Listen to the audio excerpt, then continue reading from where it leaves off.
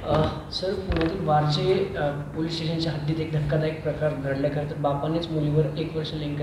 काय हे सगळं प्रकरण आहे? हा जो निंदनीय प्रकार आहे, काल आपल्याकडे तो वारजे पोलीस स्टेशनला गुन्हा दाखल आहे. याच्यामध्ये जी पीडित मुलगी आहे तिच्या वडिलांनी तिच्यावर असा अतिप्रसंग करण्याचा प्रयत्न केलेला आहे. आणि जेव्हा ती स्कूलला गेली असता त्या स्कूलच्या जे स्टाफ आहे, टीचर्स आहेत, त्यांना हा प्रकार थोडा संशयास्पद वाटल्यानंतर त्यांनी आधीच चौकशी केली पोलिसांसोबत. तेव्हा असं घडलेला प्रकार निष्पन्न झाला, मुलीने पण सांगितलं आपल्याला. तर त्या तक्रारीवरून स्कूलच्या टीचरच्या तक्रारीवरून आपण हा गुन्हा दाखल केलेला आहे. याच्यामध्ये आरोपीला आपण तात्काळ ताब्यात घेऊन अटक करून त्याची 4 दिवसाची PCR पण कोर्टाने मंजूर केलेली आहे.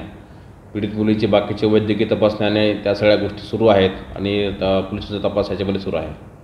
सर, आरोपीचं मूळचं बॅकग्राऊंड काय, तो कुठला आहे आणि इथं कधी बसणार?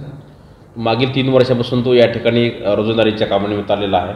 तो मूळचा बिहार या ठिकाणी राहणार आहे आणि त्याची पत्नी आणि बाकीच्या एकूण 5 मुली याच्यासोबत तो या ठिकाणी वारजे पोलिसच्या हद्दीमध्ये आकाशनगर या भागात तो राहत होता.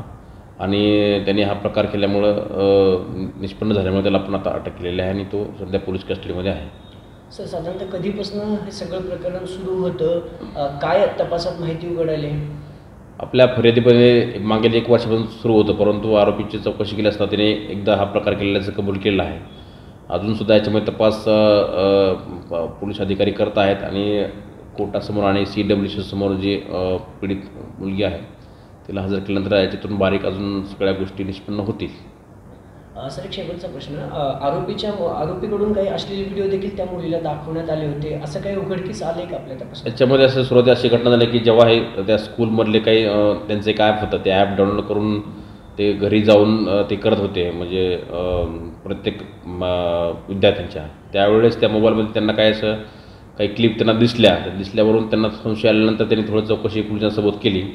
नंतर थोडं विश्वासात घेऊन विचारलं असता त्या मुलीने हे कबूल केलं की तिच्या वडिलांनी तो असा प्रकार केलेला आहे.